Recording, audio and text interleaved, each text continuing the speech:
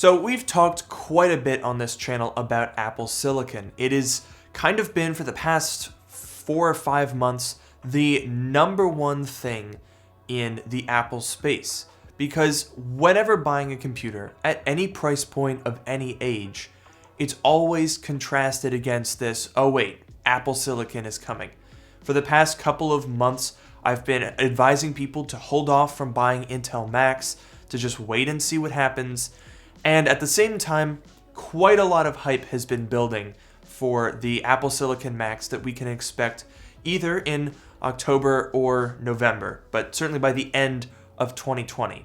Now, in today's video, I want to offer a little bit of a reality check because I see quite a lot of people getting a little bit carried away. So what we're going to do today is synthesize the information that we do know, as well as some of my own analysis as to what I think is likely to happen, and kind of just set everyone's expectations here because, I don't want people to set themselves up for disappointment or to put the bar so high that it couldn't possibly be reached.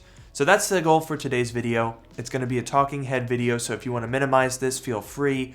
If you're tired of hearing about Apple Silicon, I totally understand. This is for the people who I think need a little bit of a reality check. So let's get started.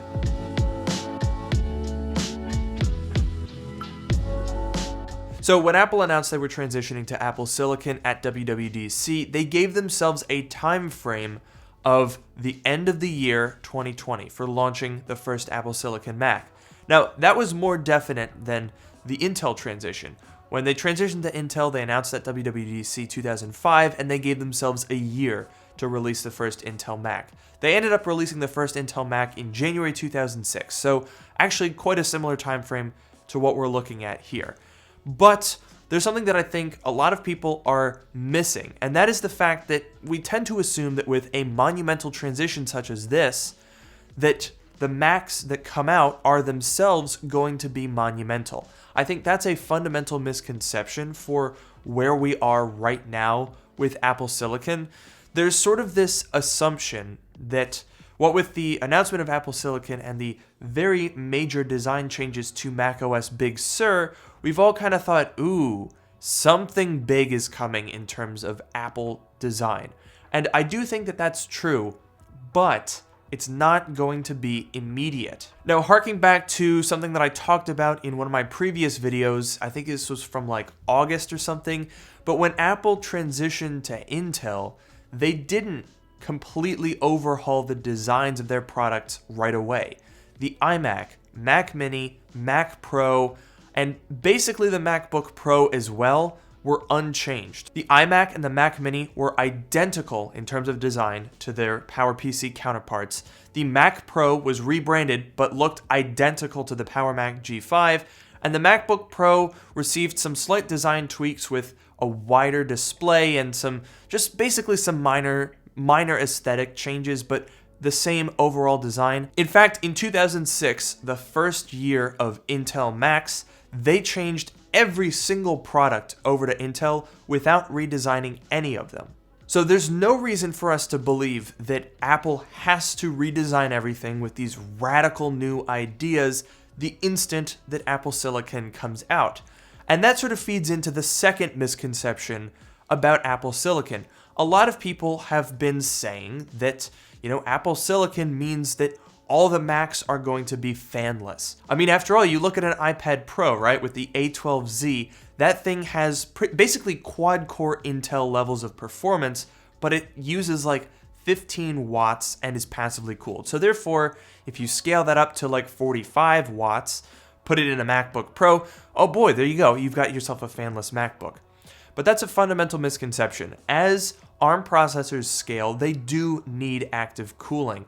And one of the pieces of evidence to support this is the 13-inch MacBook Pro, which is going to be here either this month or next month with Apple Silicon, is rumored to be keeping the heatsink and fan.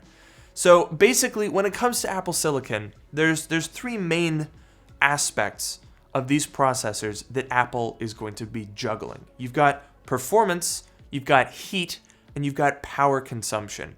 So if you think about it as like one of those triangle graphs, you sort of have to balance how far you go in each direction, because the more you want more performance, the more heat and the more power you're going to consume. So when it comes to, in particular, a laptop, it's about finding a balance. You want to be able to maximize performance without using a ton of power and without producing a ton of heat. It would be fundamentally flawed to assume that even a 13-inch MacBook Pro will be passively cooled. Maybe eventually they will, but not right away. And that's another thing. I said 13-inch MacBook Pro. Every time I talk about the 13-inch Apple Silicon MacBook Pro, people go, well, what do you mean? It's going to be a 14-inch MacBook Pro. It's not going to be 13-inch. Why would they do that? So here's the thing that we have to understand. And I've been saying this for a while, but it doesn't seem to have got through to a decent number of people. We are expecting two Apple Silicon Macs, a 12-inch MacBook and a 13-inch MacBook Pro. 13-inch MacBook Pro, not 14. Those two products are not going to be radically new in terms of their design. In fact, the 12-inch MacBook might even contain a butterfly keyboard. That's a possibility that we're all going to have to learn to live with. I'm not saying it's definitely going to happen, but it's not off the table. That machine is going to look very similar to the 12-inch MacBook that was recently discontinued, at least based on the information that we have. It could be radically different, but I don't want people to expect that it will be and then be disappointed when it isn't. These first Apple Silicon Macs are essentially proof of concept, right? When you're releasing a new product stack with such a major transition, the first and primary goal is we need to get people to accept that this is how their computers will be. That doesn't necessarily mean changing everything. If you change everything, then you don't necessarily leave yourself a ton of room for improvement. I mean, look at NVIDIA, right? This is something that NVIDIA has been famous for in the past couple of years. Why give you absolutely everything when in 2 years we then have to top it? Now, granted, this is a transition, which means that Apple needs to sell people that it's a worthy transition. So if they were to just switch to Apple Silicon and keep performance roughly in line with the moderate performance gains we've received on Intel, not really change the design, and basically keep the user experience the same, if they were to do that, people would say, okay, great. So you're using your own processors, but it doesn't make much of a difference. So the first Apple Silicon Macs are going to be significantly more powerful. I do 100% expect that the new Macs will be more powerful and probably have better battery life and consume less power overall. I think that's the main angle that they're going to be taking. Look, more battery life, more power. So let's talk a little bit about what exactly the new Apple Silicon processors are going to look like. Well, from what we've seen, it seems like we're going to get an 8 and 12 core variant. So the 8 core variant would be very similar to an A12Z or X, but based on the A14 Bionic instead of the A12 Bionic, as you would expect. So those will have 4 performance cores and 4 efficiency cores, same layout that we've come to know and love. And then for the 12-core chip, we can expect that to be most likely an option in the 13-inch MacBook Pro, which will have the upgraded cooling capacity to actually be able to use that.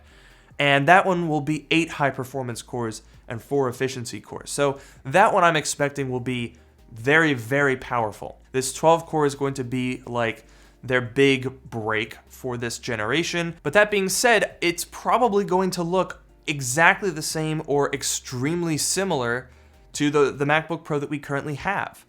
I think it's possible that this Apple Silicon MacBook doesn't even so much as change the bezels. That's a possibility, folks. Now, I don't have any insider information to corroborate this, but the fact is, we don't have any information on the design. More than likely, that means that's because there isn't a lot of information out there because the design isn't changing very much. So a lot of people have been saying, "Oh no, Luke, you're stupid. There's not going to be a 13-inch MacBook Pro. They're going to 14-inch. There will be new designs. There most likely is a 14-inch MacBook Pro in the works, as well as a new 16-inch MacBook Pro with a different design, but they're not going to be right away. That's probably going to be WWDC or later in 2021, maybe even 2022. We don't know, right? Apple doesn't release a ton of new stuff all at once, just absolute avalanche of completely brand new products. That's not how they roll. The NVIDIA analogy that I brought up earlier still is true here, right? If you're a company, especially a company as wealthy as Apple, you need to basically space out your upgrades, because if you, let's say Q4 2020, you just absolutely unload some of the most incredible Apple Silicon, brand new design, crazy performance, as much as you could possibly pack into those computers. Your Q4 earnings are going to go crazy through the roof. But how are you going to follow that up? Investors want to see consistent growth. If you absolutely blow everyone out of the water at the end of 2020, and then you don't really have anything to follow it up with in 2021, that's going to look really bad. So, and I understand that, as consumers, we want to see the generational gains. We want to see, remember that 13-inch MacBook Pro with Intel? Forget about it. 14-inch, mini LED, 16-core Apple Silicon, and guess what, fellas? It's a fanless design with 20 hours of battery life. Whoa! That's not realistic. If you release the best product in the world, then it's going to take you a long time to top that. Now, that being said, as I mentioned earlier, I don't want to throw too much water on the fire here, because I do still think that Apple Silicon is going to be very, very significant. And there's a reason that I've been telling everyone, hey, don't buy an Intel Mac right now. Just don't do it. And that's what makes this launch so difficult for us YouTubers to talk about when we are making our recommendations. Because on the one hand, you definitely do want to advise people to wait so they can maximize their budget. But on the other hand, there's always going to be something new and better around the corner. And there's not going to be one decisive moment where it's like, all right, everyone buy a MacBook right now. This is it. This is the one. There's always going to be improvements down the line. It's about, in the moment, where are we? What's our timing scale look like? And how should you go from there? And right now, that means if you're shopping for a new Mac, 13-inch MacBook Pro or MacBook Air, wait. Because those are the Macs that are due to get replaced. They might not be replaced with crazy radical redesigns. Don't be surprised if the Apple Silicon 13-inch MacBook Pro looks exactly the same, and then a year from now, we get a big redesign. That is 100% possible. I think that's likely. So there's no one perfect time to buy a Mac. It basically comes down to a multitude of factors of, when do you need it? How long are you willing to wait? How much do you want to spend? And I think it's important to keep that in mind. And just real quick before we close out, I know some people are wondering, what about the October event? In 5 days, aren't we going to find out then? Well, it's seeming like we're not actually going to see Apple Silicon at that event, because it's looking pretty packed. iPhone 12, AirPods Studio, Apple TV 4K with a gaming controller, HomePod Mini, AirTags, maybe some updates on services. That seems like a pretty full event. So that kind of does leave some questions like, okay, well, when are we going to see the Apple Silicon Macs? Are they going to be press released? That seems weird, right? For such a monumental transition, you'd think there would be an event for it. So it's possible that we'll see a November event. We've never had one of those before, but could happen. Who knows? So I hope that this video was helpful to some people. I didn't really write out a script. I didn't have talking points in front of me. I don't have anything in front of me. I'm just sitting in front of a camera right now. So that was a sort of stream of consciousness, because I've wanted to reassure people. And I've tried to talk about this in my more news, leak, and rumor-oriented videos before, but I really just wanted to just come at it head on and talk straight into your guys' eyes and ears about why it's important to have some perspective, and to one, not get your hopes up, two, not get your hopes down, and three, just to really understand how the cycle of technology works, and get some perspective into what is realistically possible for Apple Silicon. Hopefully this video calmed your nerves a little bit or gave you some perspective. If it did, like, comment, and subscribe. Please consider following me on Twitter @LukeMiani. Don't forget to check out my Twitch channel and my subreddit, which are linked in the description, and I'll see you all in the next video.